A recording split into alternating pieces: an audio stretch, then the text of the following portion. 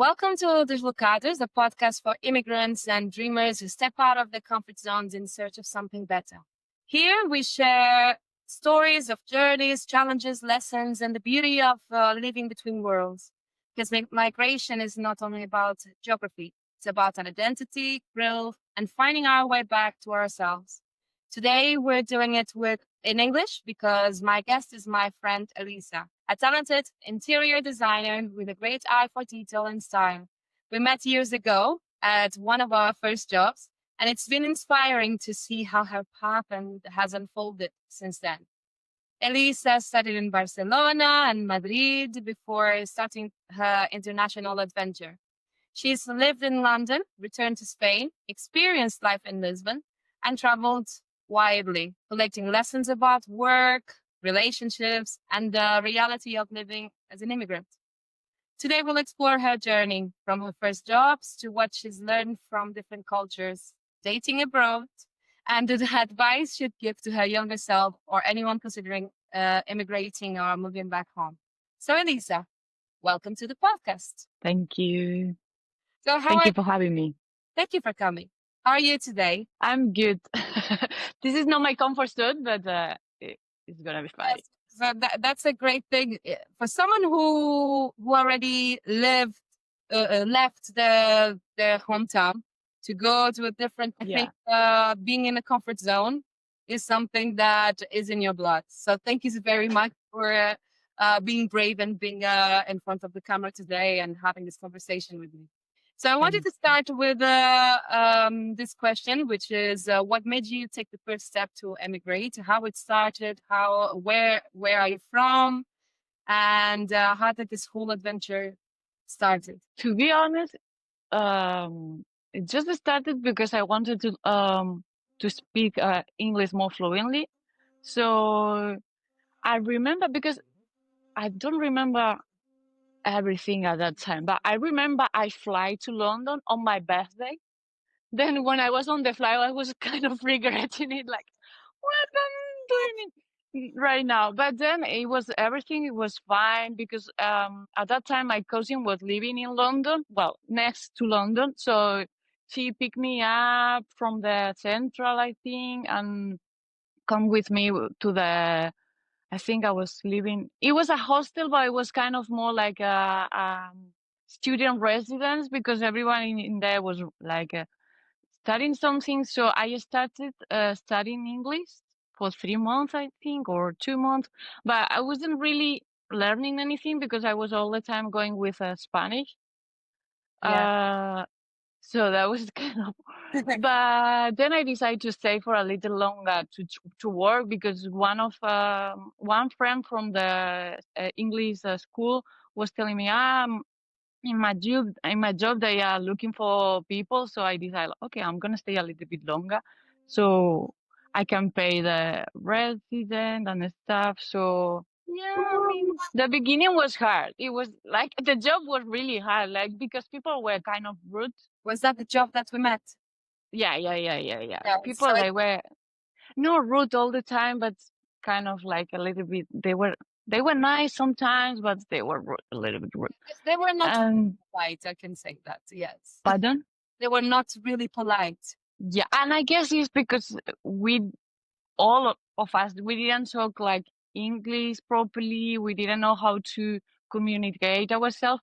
And I think maybe that's why I get like, oh my gosh, in here everyone is like a little bit rude or not really polite. Saying about your first job. So you initially went to London to just learn a little bit more English. So yeah. Of course. Yeah. But one thing that we immigrants do a lot is when we go to some other country, it's normal as humans. We want to be with people that look like us, that speak like us. It's easy because and then if I look back, all my friends, they were like Portuguese or Brazilian or Italians or French, like all immigrants. Yeah, it was some English, but it wasn't the same. And then in the different jobs, it was like more multicultural jobs, and diverse. And the office, it was always, everyone was from different places. So, but it was good. I think even I learned a lot from other people from other places. So it was good. Did you have any cultural shock or something that was unforgettable in the first experiences in London? I don't remember anything. Well, I can say that once I was going to give 2 kisses to a friend of friend, and she was like, "No, no, no, no, just a hug." And for me, it was like, "A hug? No, I don't want to give you a hug. Hug is too much." And for her, 2 kisses was too much. So yeah, it's like, but That happened to me. maybe something more, but I don't really remember. Yeah, That was at the beginning. I was kind of shocked, like, what? I don't want to give you a hug. Now a hug is fine because I got used to it giving hugs there. But for me, hug was like, what? I don't know you. Do I have to give I you know. a hug? Even today, I feel that's something I've learned as well. I didn't used to be a hugger, but I had this tradition as well. As Portuguese, we like to go and give a kiss in each cheek. That was something that at the beginning it was weird for people. They would look at me like, "What is she doing?" But was the same with me when they would come and give me a hug, because I was always very like, I'm not very touchy. If I don't know you and all of this, Yeah. do not hug me. So what I Yeah, it was more easy to give 2 kisses than a hug. Yeah, Yes. 100%. Yeah. What I know now in terms of how people feel comfortable in terms of touching, it has to do with so many things, even when they were little. So I always ask, can I give you a hug before giving? Not I don't just go and hug.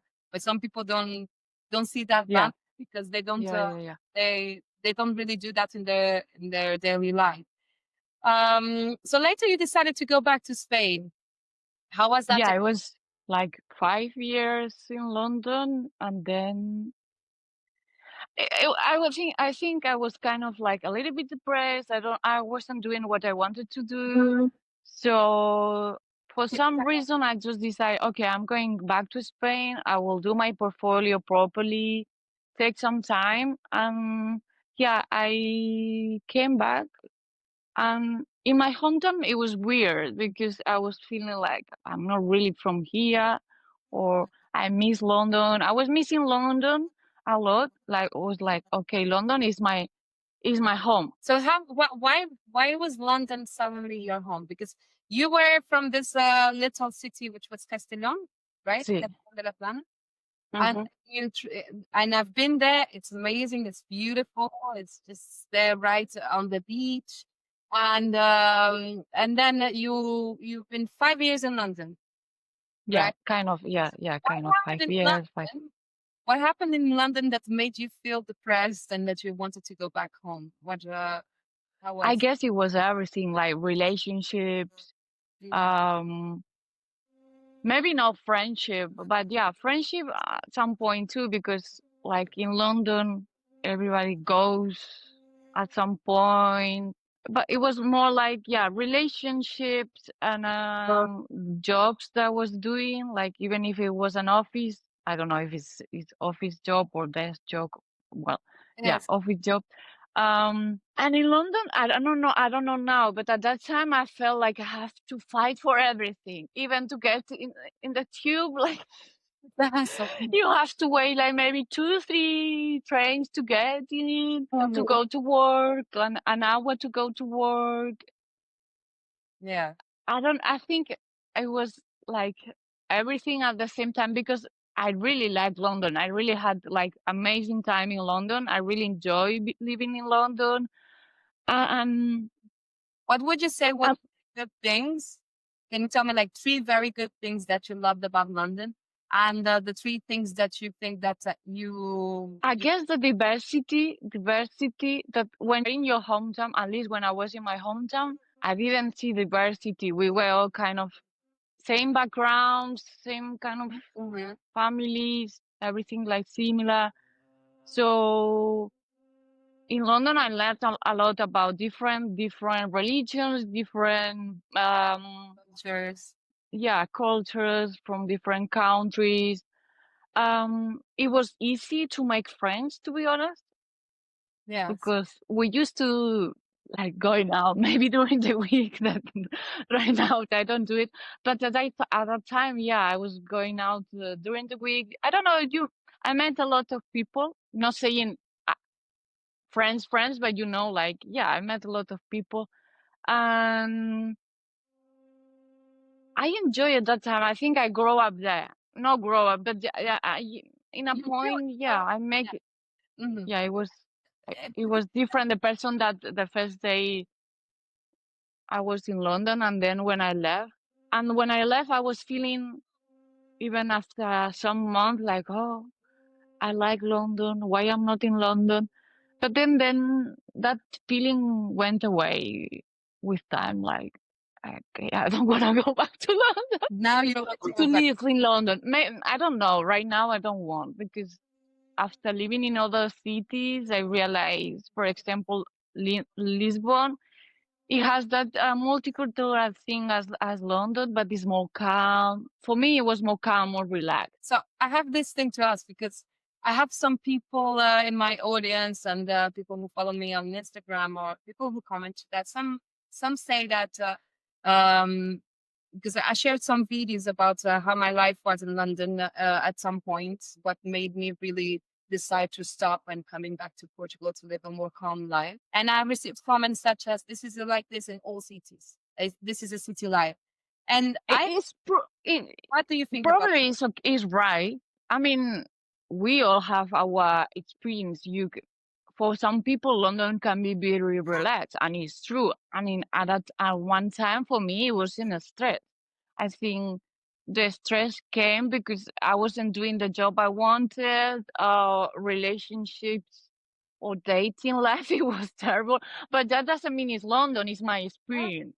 I think it has a state of mind as well. Like for me, yeah, how I built my life. I built my life in the I need to be hustling all the time. I need to be doing more and more and more. And it had to do with how I felt inside. It was nothing to do really about London.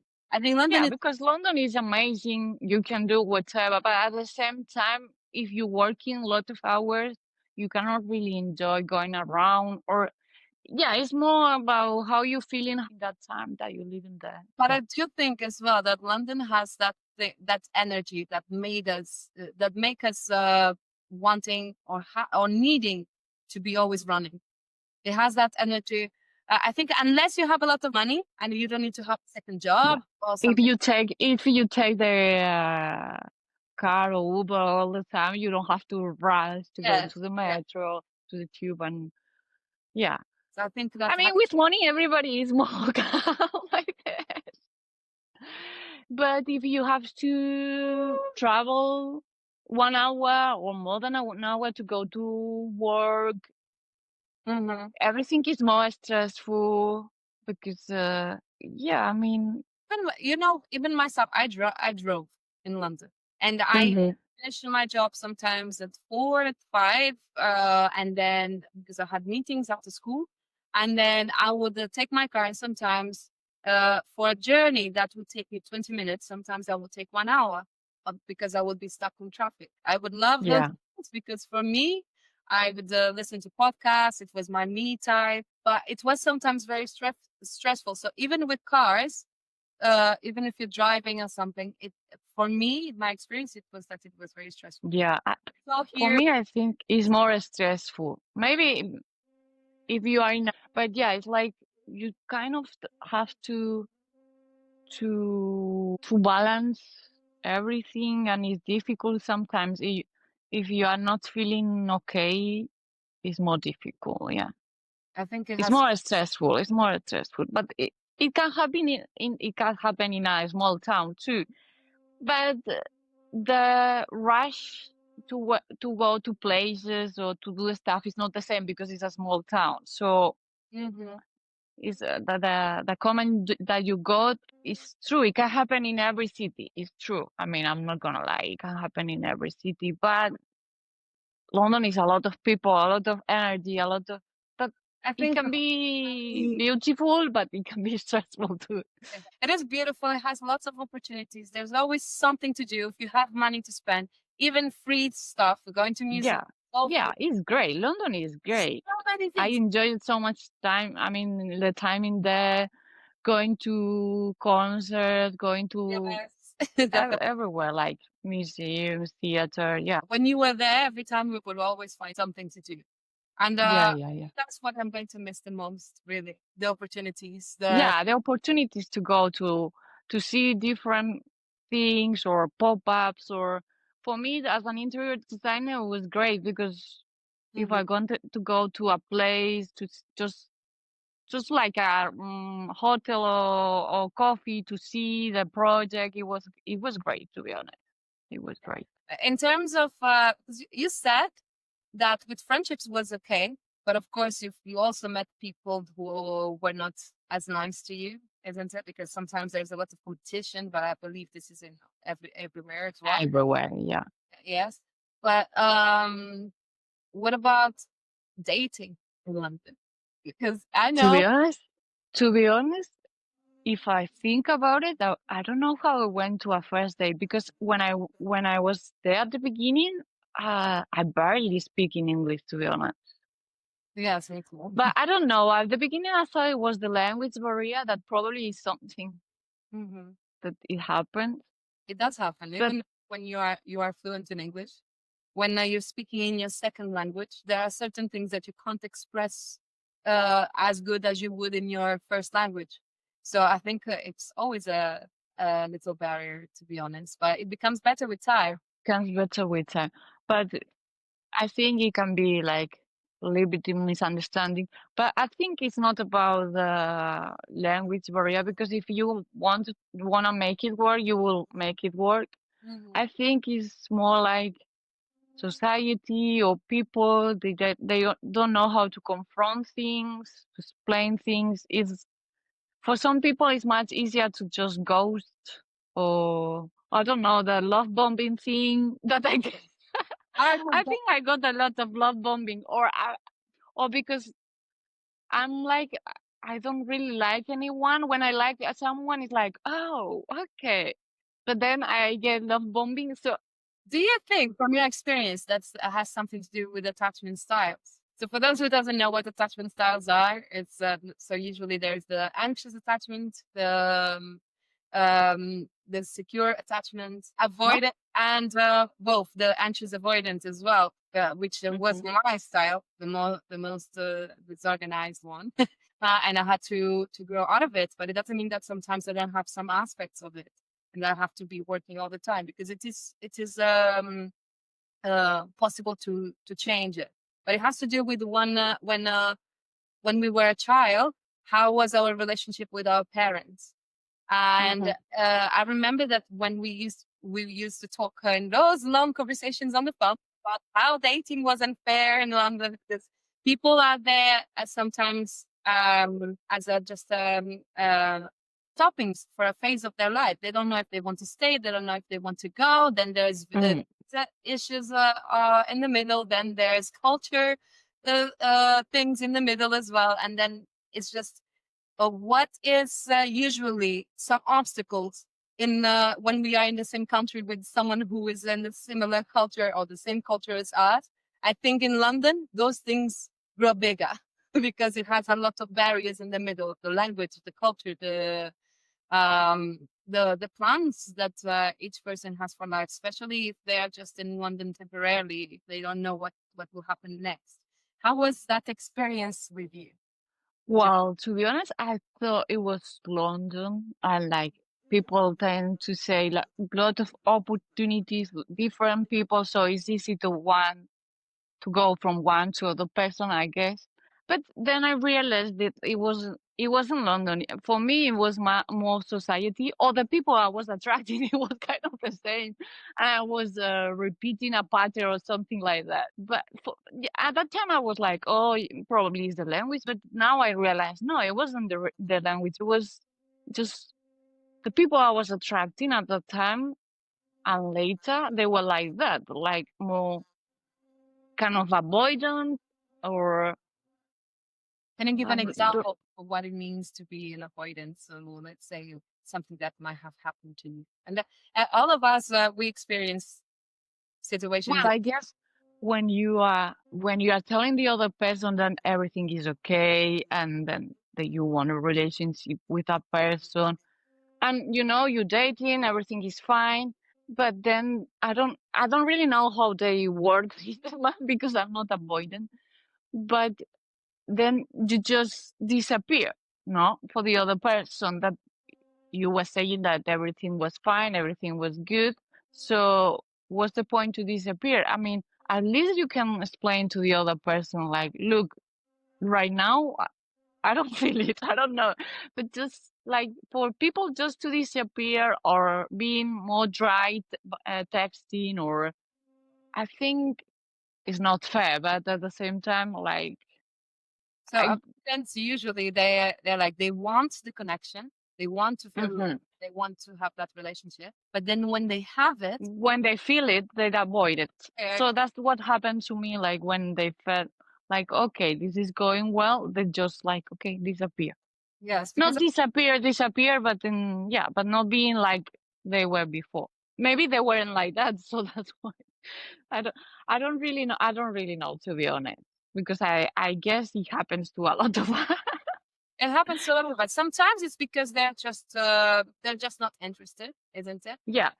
They're not interested. I think there's not many people who are brave enough to go and say, look, this is how I'm not feeling it, but I think you are a great person. Just give some feedback. Don't go. Yeah. Yeah, but that's how I am right. Do that. Even if I just go to a first date and the guy is telling me to go to another date, and if I didn't feel it, I will tell her straight away, even if it's like, okay, a little bit harsh to say it, but I will say, because I like people to be like Yes.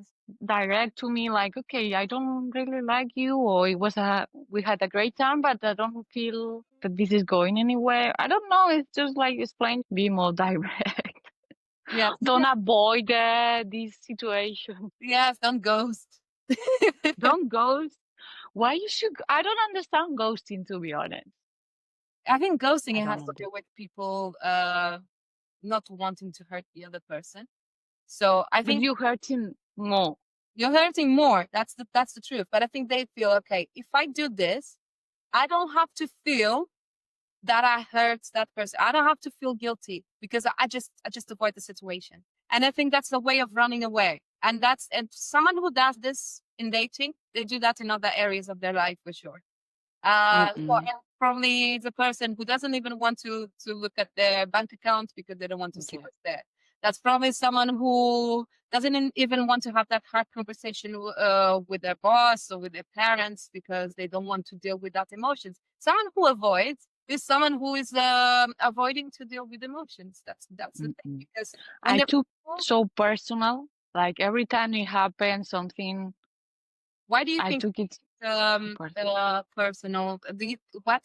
What attachment style would you say that you were at that time? I don't think I'm anxious. If you are communicating, the other person is communicating, I'm not anxious. My anxious starts when the other person starts being avoidant. So I don't think I'm anxious. But at that time, I really took it very personally. It took me a lot of time to not take it personal. Probably in my personality, is a bit anxious sometimes, but I don't think I have anxious attachment. If the other person is communicating, I believe that everyone who is secure, because being secure attachment, having a secure attachment style is someone who, even though the other person is pulling away a little bit or is having some time for themselves, they don't feel that their relationship is in danger. So they don't feel that anxiety towards the other person. They don't feel, okay, I need to fix this. Oh my God, there's some problem in my relationship because this person is not giving me the attention. They don't feel that because they know that it's not about them, and they know that at some point they're just going to reconciliate. But I believe that any person who is secure and has someone who is ghosting, who disappears, will become anxious at some, isn't it? I mean, it's not. Yeah. It has to do really with our personality as a human, and if we think about it's how our brain works. if we feel that this is is a secure place, everything is good, and suddenly it's not secure anymore, and we don't know what's going on, it's the unknown. And Yeah. and our amygdala, which is the oldest part of our brain, feels that okay, something is in danger. I need to defend. I need to protect myself here. And depending Yeah. on how is our Yeah, something is not as before. So what is happening? If no one is telling me anything is happening, I don't know what is happening. I need contact with that person for them to explain to me, no? yes. How was it to like when you started to feel anxious? It wouldn't be like because the person just didn't text you for some hours, right? What No. signs that made you feel that okay, there's something wrong here? I can or was something that you felt, or was something? I felt the shift. Like they are not acting as before. So that's why I'm getting anxious, because why they are not acting as before? Mm, They are not. Yeah. So maybe at that time is when you have to say, okay, calm and relax. But you at that moment you I mean, at least before I couldn't be calm and relaxed. I was anxious. Like, what is happening? I don't understand anything. But I guess with time, with time you learn, or you act differently. Because I was saying before, don't take things personal. I think people, they know what are they doing. mm-hmm. But the thing is, like, don't take it personal at the point that you feel more pain. You're making yourself suffer more because an action that someone is doing. I mean, because a situation that someone is doing something.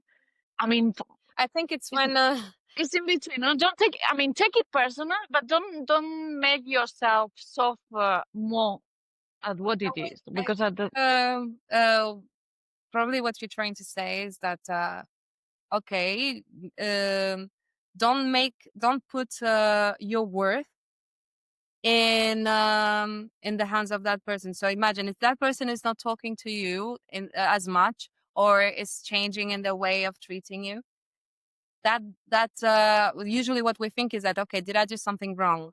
yeah, you start overthinking. What did I do? Or maybe if that thing happens before with other person, oh, this is happening again. Mm-hmm.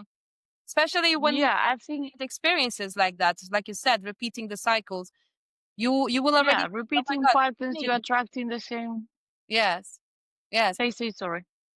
No, I was just thinking because I mean, when me and my boyfriend we started, I was more avoidant in that time because I was avoiding something that was unfamiliar to me, and he has always been quite anxious. And because we know each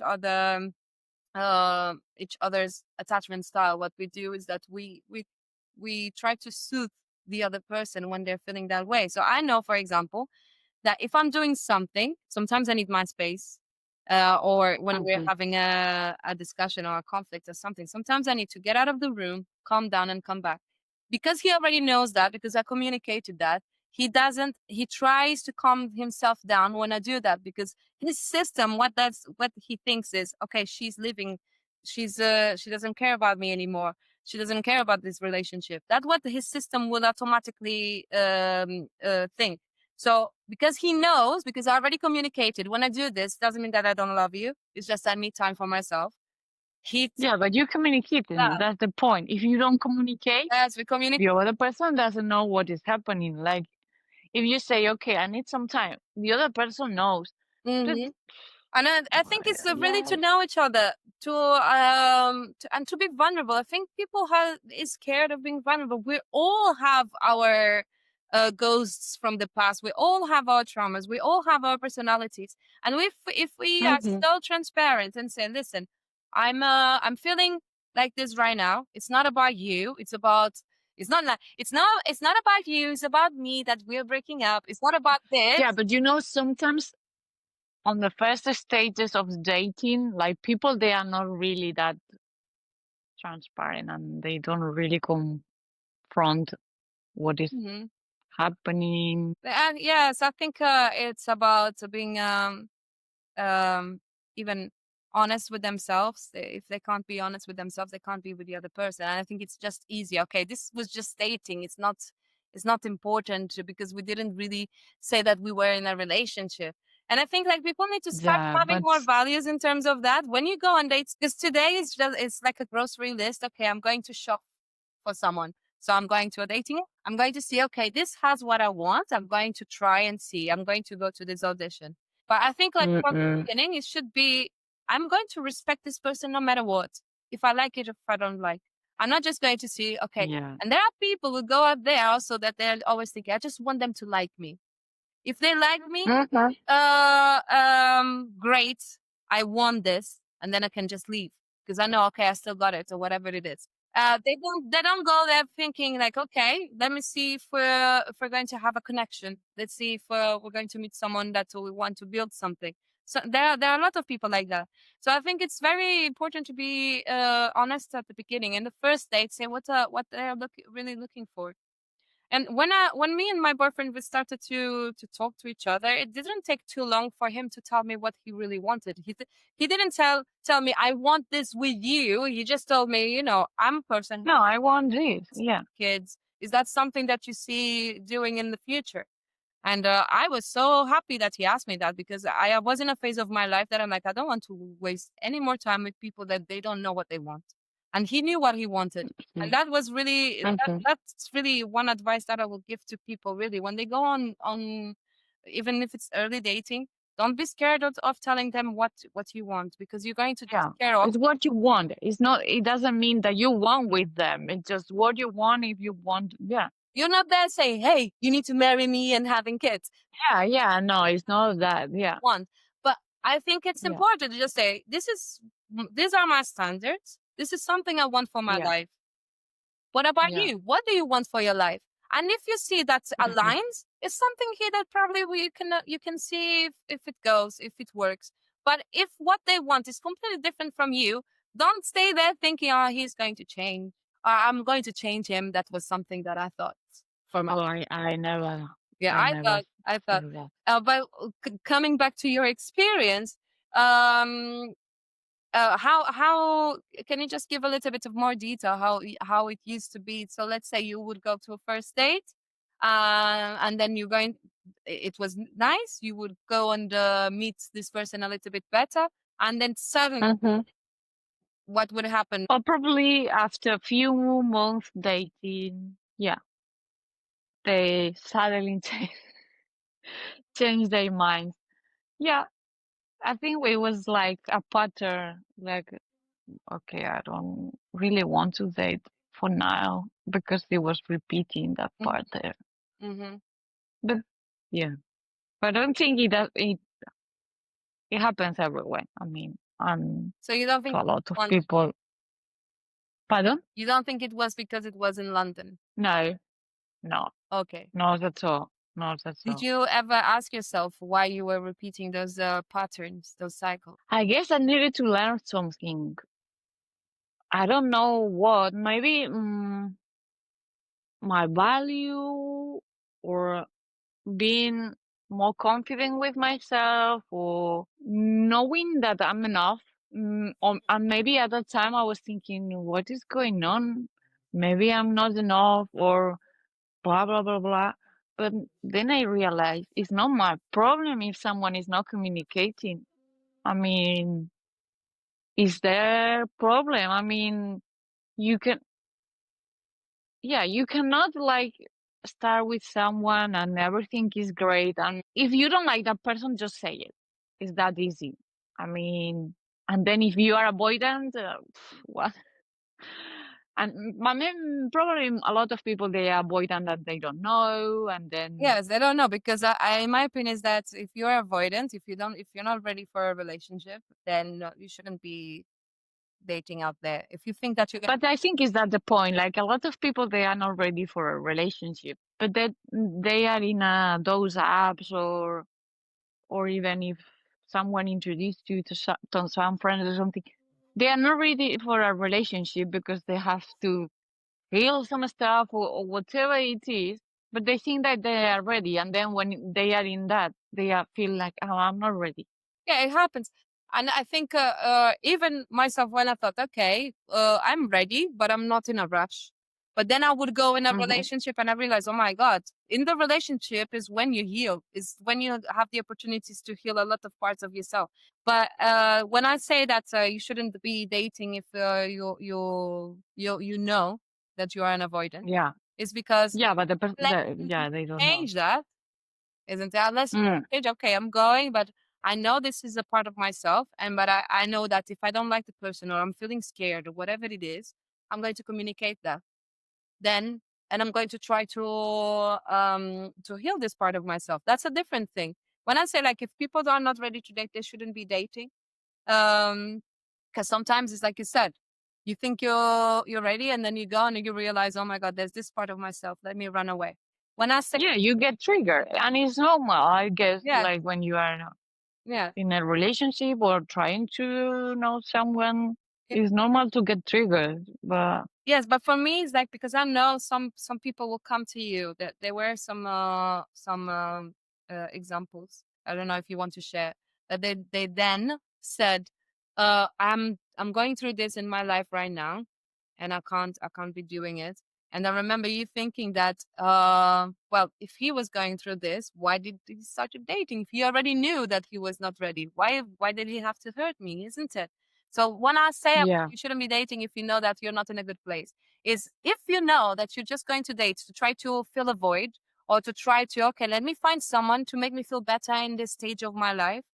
This shouldn't be the motivation to date. The motivation to date is like, okay, I know myself, I know what I want, what I don't want, and I feel like I'm ready to receive something or to have this experience, and I'm going to put myself out there, and I'm going to meet people and see if there's a connection. That's different. But if you're going out there thinking, oh my God, I need someone, so it should be in an energy that I want someone to be sharing my life with, rather than I need someone because I don't feel good being alone. I don't feel well in my life right now. I need that someone will give me that. Yeah, that's what I think. But I don't know what you think about it. Yeah, I guess it's true what you're saying. In other countries, I know that Don't know. later you decided to go back to Spain and Mhm. that you felt a little bit out of place. What do you think it's that? So Out of place when I was in my country. because you said that you felt a little bit weird because you liked London, but you didn't know. Yeah, because you feel like you don't really. I think you are in between. It's like you still thinking, "Oh, I belong in London," um, but it's more about the place is the people that you are around and the environment that you are in. That it's not. I don't think it's the city. It's the people. It's the relationships with the people that it makes you feel that you belong, Mm-hmm. or maybe you don't belong that much, or um and at the same time when you immigrate and you go back you change, of course it Yeah. you has But changed like at least a little bit, and then the people maybe that are in your hometown and they are really the same, and you think that you are the same person, but you don't really are the same person. That's maybe you feel like a little bit, I wouldn't say lost, but yeah, maybe a little bit lost because you don't belong to any group at the moment, because it's the you same people as why? before, but you are a new person. Yes, I get it. Um, you became a new version of yourself with the experience of Yeah, being away, and then you yeah, come back, and some people stayed the same. So, and you felt that you had. yeah, and you don't feel that Mm-hmm. you have really a connection with them. It's just because maybe you went to the school together or the university together, or it's your family, then you feel that you still have a connection, but not really, and it's fine. Sometimes it's fine. Just okay, we love each other, Mm-hmm. but we don't really have anything in common right now, and it's fine not to have anything in common. You meet new people and you feel more connected, and it's fine. It's just those relationships that when you meet them and you go home and it's like there's nothing in there. I mean, I don't really feel even okay going with them. Some of the people who So follow me, they have been messaging some of these things that sometimes, like them going back home, what they're scared of or what they don't want, it's because of the environment of and how people are for them. They don't feel like they connect anymore. But I think yeah, every relationship, this is one thing I've learned because I felt like this a lot of times. You know, like in the first 10 years of being in London, I was just thinking I will never leave this because I knew I didn't want to go back home. And he's not saying anything mm-mm. bad about back home. I just felt that the person that I was now, and it's not like I'm superior or inferior. It's nothing to do with. No, it's nothing about that. It's No. just like I'm a different version that doesn't connect with that or way of living or sometimes really the mindset And maybe it's just the mindset, or the different culture I'm personalities having. that don't connect anymore. Yes, because there are certain conversations that I know I'm not going to have with certain people because I know that they didn't have that experience. So that because our experiences now are so different, we don't have that connection. We don't have the similarities to talk about, and I think that might change a little bit. But one thing that I've heard from a podcast, I think it was from Radhi, Jay Shetty's wife, that she was saying that she felt the same when she went to LA. And then when she came back home, she was just thinking, "Oh my God, I really don't find anything in common with my friends that were Yeah, before." yeah. It's And, difficult. Like I think the most difficult thing Mhm. to going back home is that Yes, you don't feel you are connected with them anymore. yes, but Yeah. she said something that stuck with me, which was, I think, even in a relationship, even if in a romantic relationship, we're always changing, we're always evolving, we're always learning new stuff that make us then different. And sometimes what happens in relationships, they divorce or they separate because they are not curious about that new version of that person. They don't, and she said even with her husband, she at some point they started to ask themselves, okay, I want to know this new version of yourself. What did you learn? Mm-hmm. What do you want to do now? What is your purpose now? Mm-hmm. Purpose is always changing as well, depending of what we live. And that made me think, really, that's the key, really. Rather than thinking, oh my God, I don't connect with these people anymore, because there are some people that even though I don't connect that much anymore, I still want them in my life because I know how special they were to me, and I know there Mm-hmm. are people who want to cut members of their family from their life, and I understand why. But for me, it's like, okay, because I can see, I have the empathy, I can see what they went through, or I can see what their experience of life is.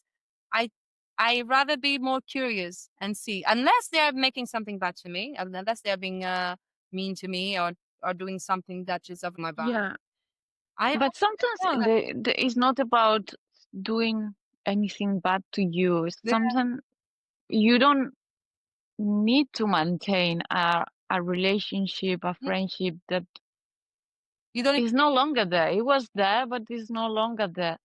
So sometimes it's difficult to break up friendship, even if nothing happened.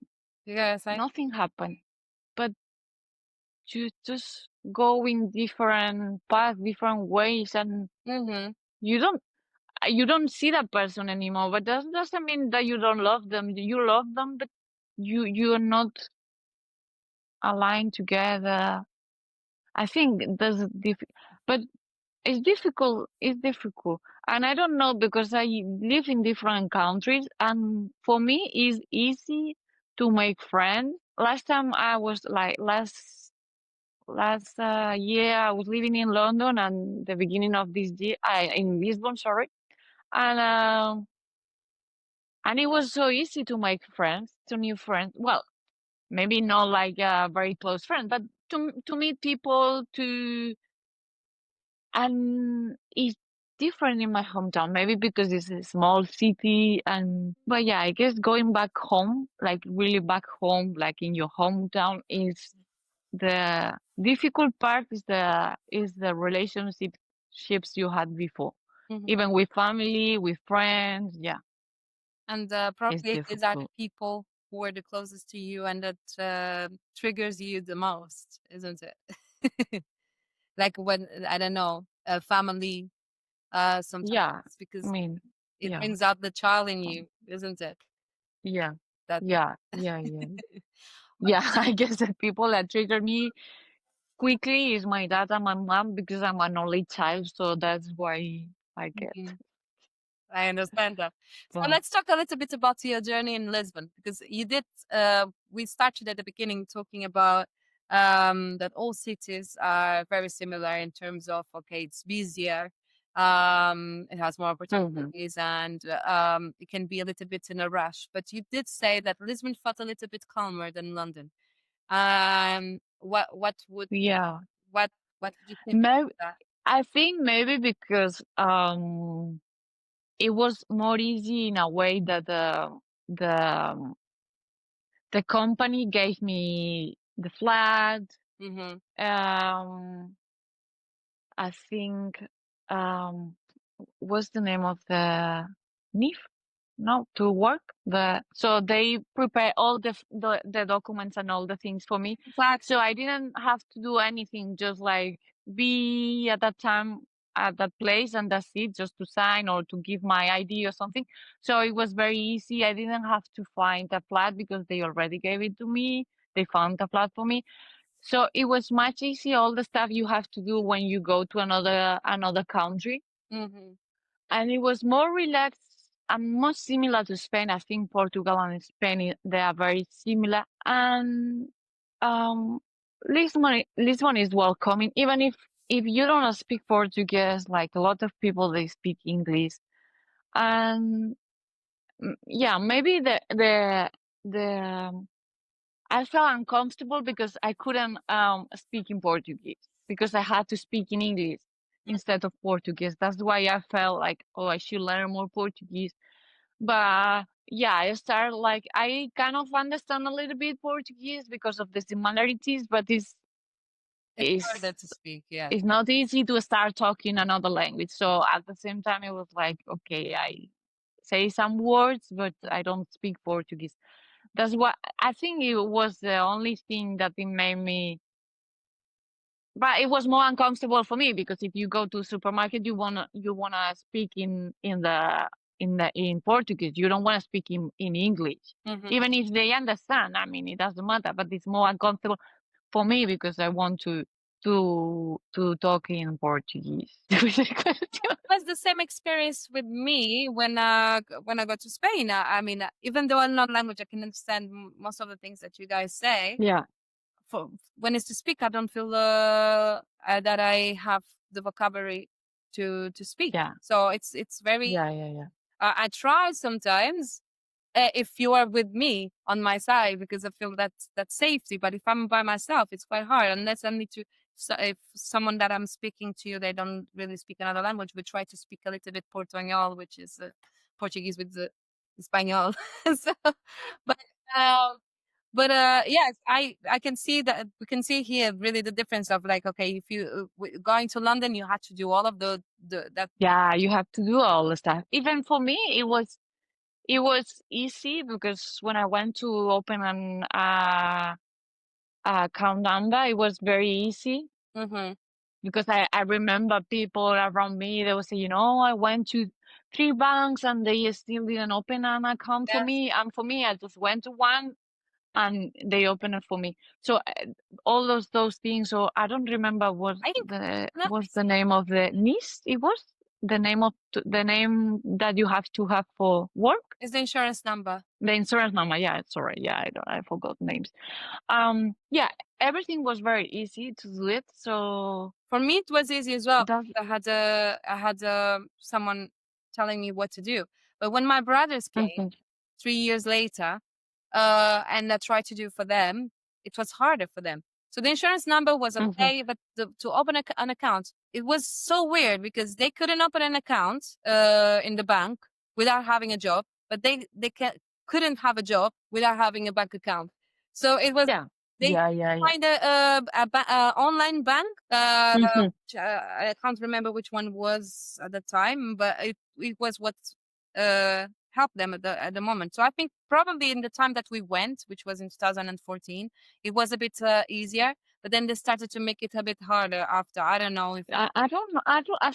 I think it's this because I remember at that time some of the people I met and friends and stuff, they were having issues to open an account, oh or even the insurance number. So it's depend of the experience of the people. But for me, it was everything was easy, you know, like you are in another country, you have to make the appointment and all the stuff in another language that is not your language. But I don't remember any trouble, to be honest. mm. But yeah, So in Lisbon was easier because of the job that you went to yeah, because of the yeah. I went there already having a job that, so it was much easier. And then it was very easy to meet people at work, really like my colleagues. We were exploring the city, doing stuff. So it was much easier. And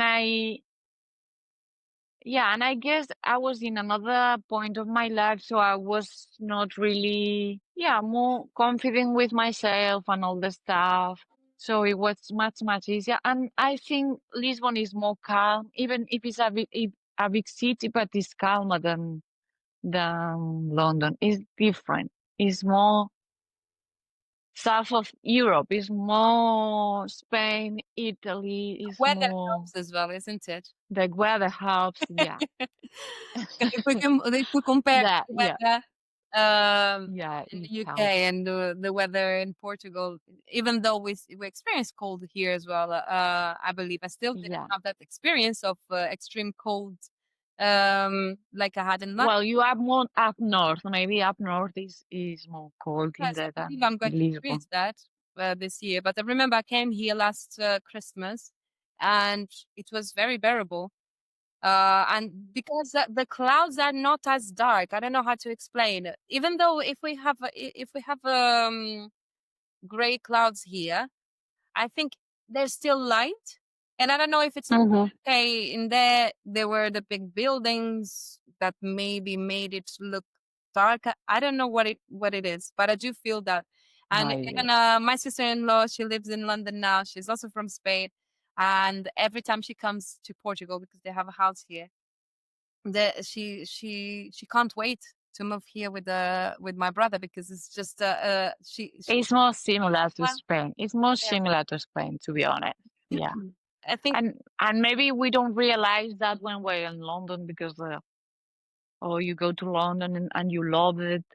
But then when you when you are in a city that is every day sunny, not every day, but you know most of the time sunny, is a bit different for your mood, for your it does change the mood. yeah. I remember when the summer started, I remember talking to my colleague and I was like, oh, I'm happy right now. And she was like, yeah, because it's more sunny and stuff. And you feel more, I don't know how was the word, but yeah, you feel more happy. Yes, definitely. So you want to do more stuff. Yeah. For me, I would say because I was talking to my boyfriend in the other day, and I was saying, okay, I really love this new version of myself in here, but I think it's also because of the experience. Like I don't have to worry too much because we are in Yeah. this together. So in there, I was doing everything. Okay, I have to fix everything. I have to make sure that I survive. Here, I'm not in that survival mode, and it's really the experience. I was telling him if I had to come here and been doing the same job and doing the same kind of lifestyle, work home, and studying it all at the same time, probably I would still feel the same stress as I would feel in London. So my change here was Yeah. really just I want to change my whole experience. I want to change my mindset. I want to change my nervous system and the way that it was so burned out and everything. So because I have this opportunity of actually calm down and be doing and experimenting things that are that aligns with me now, I feel that it's better. But I do think that it's not really the place. It's really the way that things. Yeah. It's the moment yeah. It's not the place. Mhm. 100% it's not the place because you yeah, it's not the place. It's you. It's how you feel in your relationships with your family, friends, with your partner. It's everything around you, The people around. and it's not the place at all. Because I was thinking, like, in London, I don't know.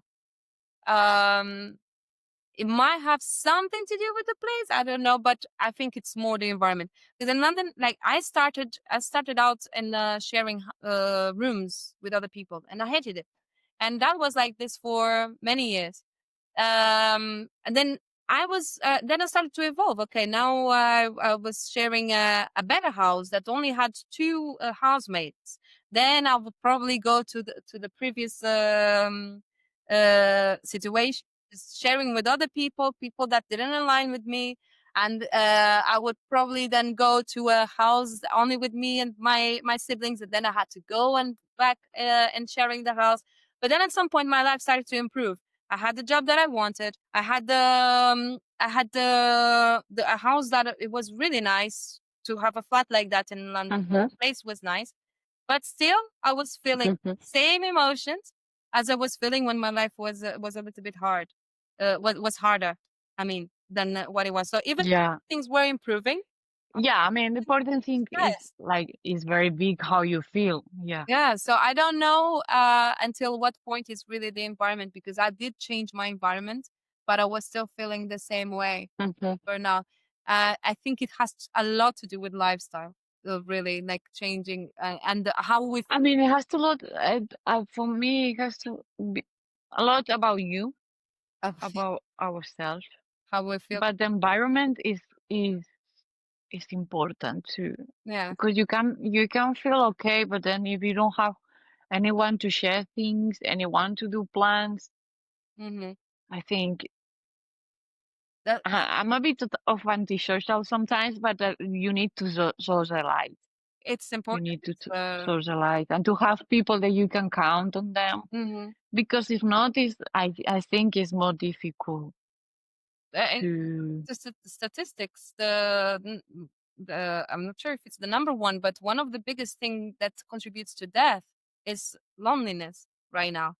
And Mhm. actually, with the technology and everything that we have now, that we can just connect, is something that was made for us to connect more. But I feel that is disconnecting a lot, and I think that people are isolating themselves a lot. But as human beings, we are the only species in the world that, as a baby, we can't survive if we don't have someone with us.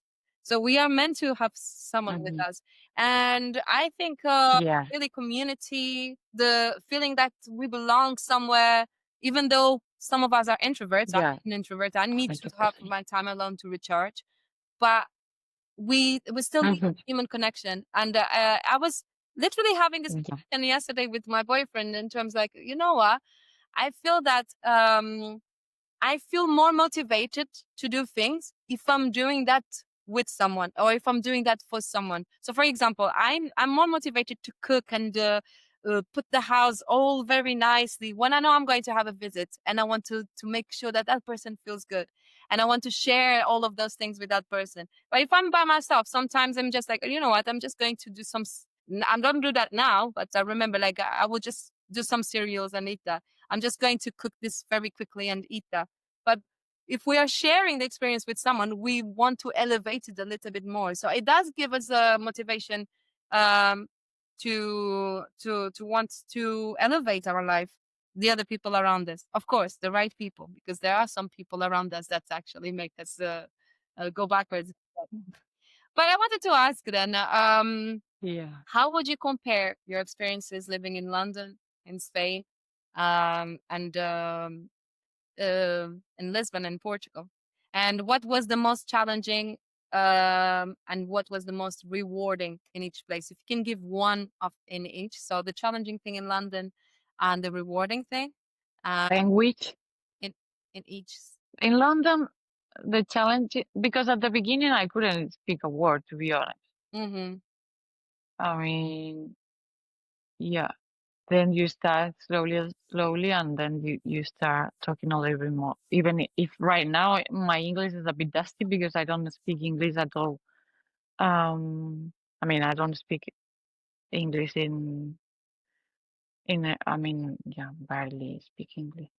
The language and the rewarding thing, I cannot say anything to be. I mean, yeah, the rewarding thing, don't know, to be honest. Yeah, I don't. Person? Yeah, that you grew, but probably that will be in another place. It was living in another place at that time. Mm-hmm. Yeah, but the rewarding thing, maybe the people. Yeah, probably the people. I mean, yeah, the people. Okay. Meet some people that, yeah, the people, yeah. Or, yeah, see myself differently. I don't really thought about it, so don't really know. But the people and be another version of myself. Yeah, probably that. In Spain, when you went to Barcelona and to Madrid to study, what was the most challenging? Because that's probably the first time that you went out of your hometown, isn't it, to live abroad? To Barcelona, About yeah, when I was the same studying. country to live in a different city. How was it? Don't really had any. Well, I was studying in Barcelona, so I guess it was just finishing the studies and starting a new job. And then, yeah, starting like living as an adult, I guess, in Barcelona. And yeah, my first job as an interior designer, I think it was like, yeah, really, the challenging thing in Barcelona, I don't really know. I don't really remember. Mm-hmm. In Madrid, it was because it was COVID at that time. So maybe it was a little bit, I just moved there, and then after 2 months, COVID thing started, so I had to be at home all the time. But to be honest, it wasn't any. It was challenging, yeah, but I was okay. It wasn't. I mean, I had a job, Mm-hmm. so I was working. I wasn't really. It wasn't any traumatic experience. For some people, like COVID, it was a bit traumatic. For me, it was okay. Okay. Because I was working remotely, so it was great, to be honest. Yeah, and I was in a house with a garden and stuff, so it was great. It wasn't anything challenging. The only thing is I didn't experience much Madrid, like during night, like going out and stuff, because it was COVID, but it was a nice time in there too. So something challenging, yeah, COVID Mm-hmm. and I guess it's like everywhere. It's like if I get something from the places, it's like I grow up a little bit as a new version of myself. I learn things and people because I made friends everywhere. So it was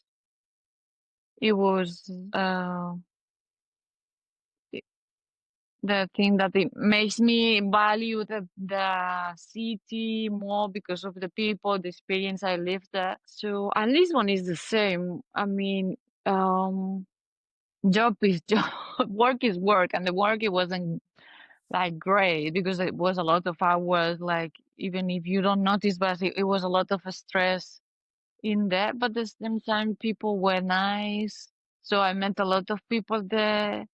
I met a lot of friends. People say that in Portugal we usually have more time to go out after work because the sun is still out, the people still go to a coffee or something. But in London, because especially now in winter, that the days get dark at 4 p.m. or even earlier sometimes. It doesn't.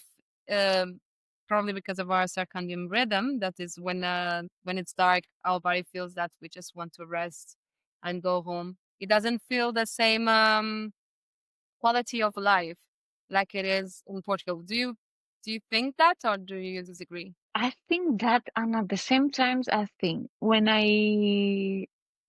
was in London, like the first years, maybe 3 years. I was going out during the week. Yes. Not going out like at nights or party, but yeah, at least yeah, going out. I think always depend of how you are in that moment. Like because I remember Lisbon being some days very tired. Some days I was going like to have a drink, something, wine or some food. But some days I remember to being so tired because after 8 or 9 hours working, you're tired. You're just gonna go home, eat something, relax, watch something maybe like. But you just, at least me, I'm just gonna be like alone and be relaxed and yeah, but yeah, I understand when maybe not in winter, but when spring starts in Lisbon, summer is very nice to be there, and yeah, you go out probably more because you feel that it's sunny. So When we see this that the sun is out in the UK, it's like yeah, everybody's out. Everybody's to go out. I mean, it's really yeah. forbidden to Everybody's stay in home. Hyde Park. Yeah, yeah, yeah, yeah, Yes, yeah, let's do a barbecue. Let's do something. Like yeah, yeah, yeah. it's like a crime to stay at home when it's sunny. That's how it Yeah, yeah, felt. yeah. Yeah, yeah, yeah. I Did remember my friends. I remember my friends in London. Uh, some of them they were like, "Okay, I don't want to do anything, but because it's sunny, I'm gonna go out and do some stuff, not to be miserable at home." Yeah, yeah. I guess.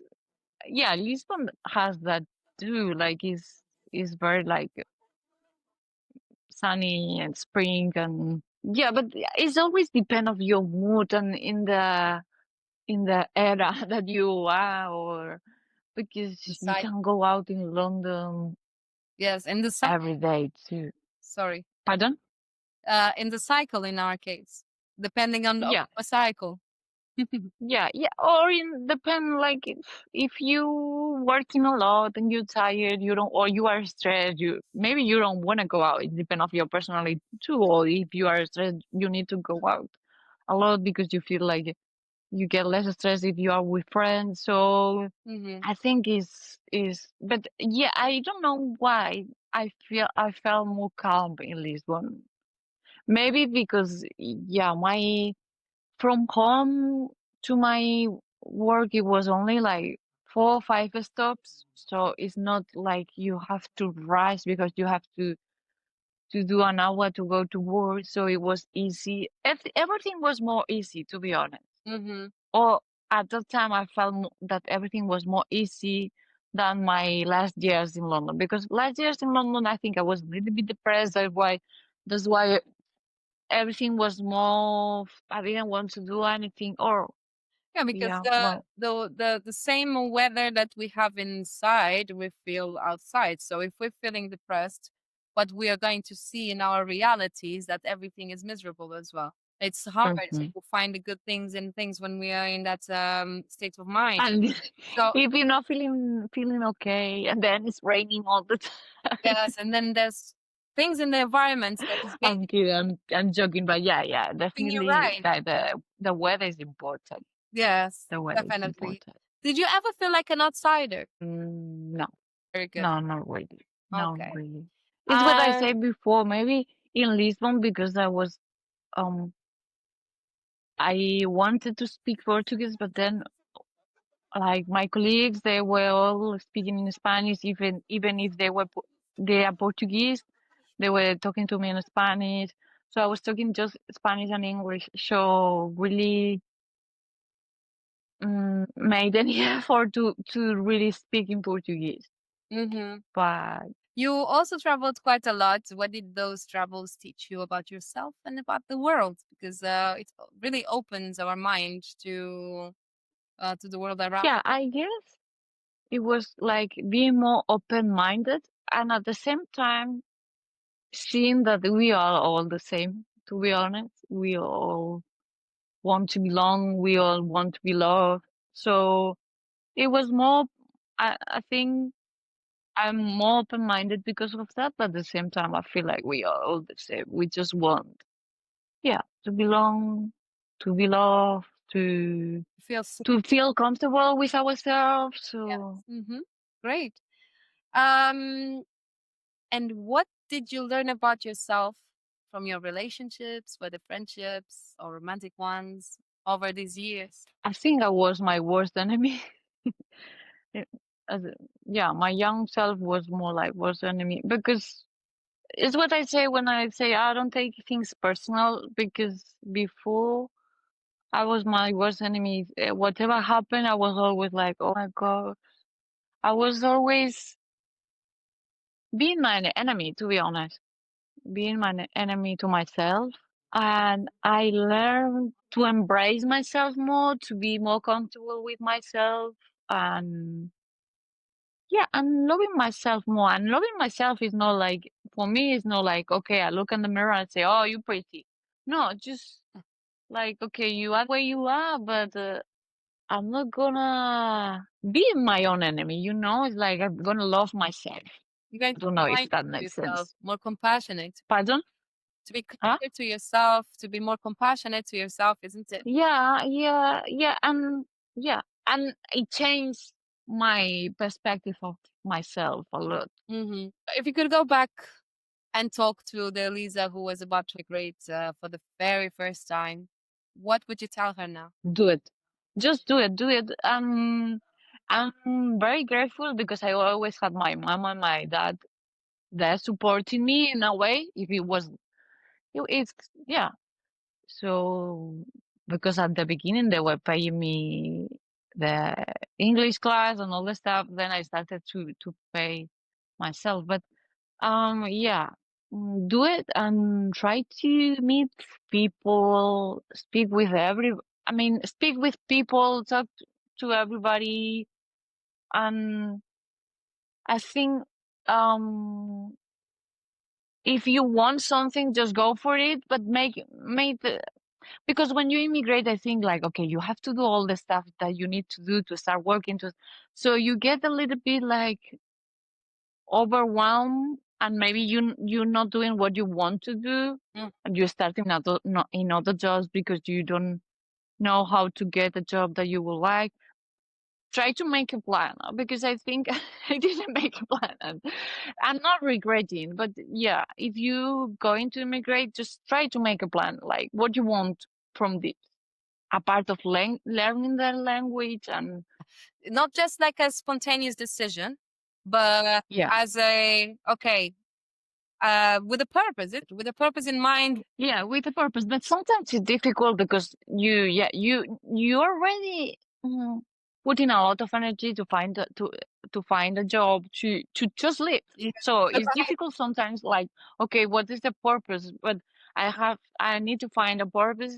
But um sometimes it's difficult. It's just like you just have energy to go to work, to go back home, clean, buy groceries. So, but if you try to put a goal every 3 weeks, it will be much nice. You feel like you really achieving something, and sometimes it's just you don't need to achieve. But yeah, Mm-hmm. it's just like sometimes you need to be more, what's the word? Indulge yourself, because it's like, okay, I'm doing this. At this moment, I cannot do anything. I'm just surviving. But yeah, you need to find a little bit of purpose sometimes. Yeah, What advice would you give to someone who is thinking about immigrating now? do it, do it, do it, do it. You're going to grow so much, then and then you're going to meet nice people for sure. You're going to enjoy a lot. You're going to be another version of yourself that you're going to enjoy more. If you can go with a job before, it will be much better, much easier. But if you don't, just go. Everything is gonna be fine. Like, okay, you're going to suffer a little bit, but everywhere you're going to suffer a little bit. Even if you stay in your comfort zone that you're not going anywhere, you're going to suffer because you are not doing what you want, that you want to go to live in another place. It's So the truth just of go. suffering, isn't it? So But it's putting in a balance. Okay, if I do this, this is how I'm going to feel. If I do that, this is how I'm going to feel. What do I want to feel? What is the best? just go. Even if you go there and just stay there for like 3 months, it's fine. Something is going to change in you. Something you're going to improve. Something maybe you don't even know that you're improving something, or maybe you don't improve anything, but you have the experience, so it's fine. Just go. I think Just go and see. backup. Let's say someone at home that can support if something goes wrong or something. Yes, just go. But I think like if you're going by yourself and with no support at all, with no one there to support in the country that you're going, and no one back home as well, I believe it's good to go with a plan because Yeah, with a plan, but plans sometimes change. And then I just went there like to study some English for 3 months, 2 months, and then I stayed there for five, of course, for 5 years. yeah. So yeah, maybe you need to save a little bit before you go.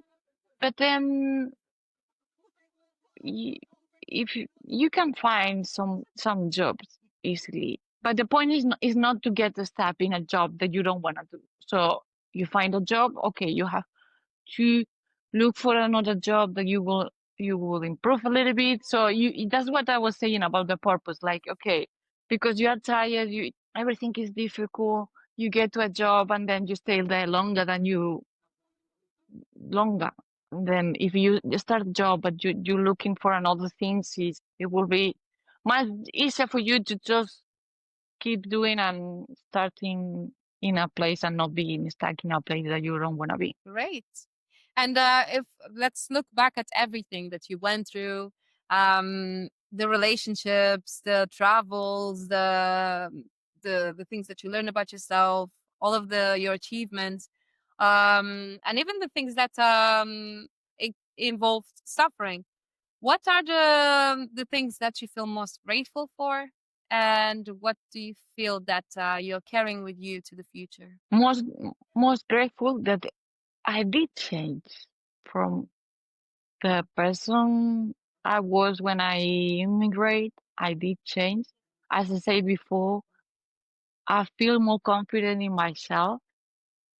Doesn't that doesn't mean that I don't doubt. I doubt, of course, about stuff about myself, but I feel more comfortable. I feel more comfortable about being myself.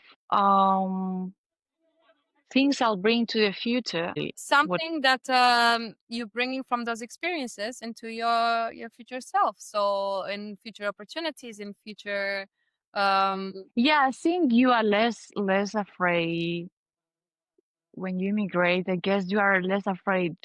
Ask for a pay raise. Ask for well, not ask. Just do different stuff. You don't take that serious because you already go through so many things when you immigrate that those things now it doesn't seem much. You just go for it. mhm.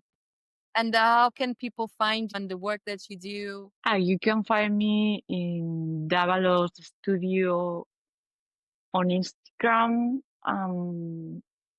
davalosstudio.com. Okay. Yeah, I do interior design. I do virtual homestaying too. What my service is most of the time is what I do is like I do. You see those shows, TV shows that they all do the interior design. So my service is like that. That you can go. That you start your renovating your house, but then I do everything for you. You don't have to worry about anything. Um, and then when I give you the keys back, because we call it in Spanish llave en mano, that it means like you have everything prepared in your house. Like you have your beds done, you have everything, all the decoration, all the everything is done for you. So yeah, doesn't matter service as an interior designer. No, thank you so much, Elisa, for your time and for sharing your experience. I know, again, as you felt that it was out of your comfort zone, you still, Yeah, totally. I don't like to speak about me at all. At all. I don't. we should really use our voices, and even though we might think sometimes that our voice is not going to make any impact to other people, doesn't matter. It's your voice. You need to own it, and you need to share. I think the stories are to share, and that's how we connect with people. Is sharing our stories, our experiences. That's what stays here. It's the memory when we go. It's the memory in other people's mind of the things that we made them experience, or the stories that we have in our lives. It's really, I feel that it's the essence of living, really. And sometimes it's hard uh, to think about and reflect on the things that we lived. Yeah. And sometimes Yes. Yeah. about it, about Sometimes you don't want to go to. yes, there are certain things that we're like, we don't want to talk about it. But I think it's if we understand that all of us, we go through similar experiences. Some will have a completely different experience, but Different experience. Yeah. yes, but the ones who are going to connect are the ones who are like, okay, I see myself in that person. I see myself in that experience. And just the fact, and I saw that in therapy sessions that we did as a group. It was the first time that I did a group session that I realized, oh my God, I'm not alone in this. I understand if people are going through the same thing that I'm going through. And it gave me a bit of more compassion towards myself, because just the fact to know that um, there are more people who that go through similar things. So that's what one of the things that I expect from this podcast is that people feel connected and understand that, okay, I'm not the only one who is going through this. And if there's something in that person that they overcame, and they feel, okay, if that they overcame that, then I can too. So yes, that's Yeah. what it is. So thank you for sharing. We take things very serious, but at the same time, we don't have to take those things so serious. Yes. Like, Sometimes we need to bring out the child in us and play. We think about that. yeah. Do this, and we forget. It's so bad that we actually need to remind ourselves and sometimes schedule play. And by play, I mean like a time for ourselves to have fun. And like today, I don't have time to have fun. Today, I don't have time to go for a dinner. Today, I don't have time to do that because I have this. And sometimes it's like, no, we need to actually schedule the other things and spend our lives actually having fun. And hopefully, the things that we are scheduling are things that make us have fun. So yes, that's one of the messages that I would love to inspire here. But thank you. Thank you. Your story is a beautiful reminder that immigration is not just about one country for another. It's about becoming someone new along the, isn't it? We're all immigrants in some sense, moving between roles, places, relationships, and identities. And one day, whether we return to our homeland or not, we all find the roads that leads us back to our true selves, which is our real home, isn't it? And for everyone who is listening, this is what Deslocados is all about. It's about stories of courage, adaptation, and rediscovery. And thank you for listening. And until next time, keep walking your journey with openness, because you never know where home might reveal itself to be. Thank you. Okay.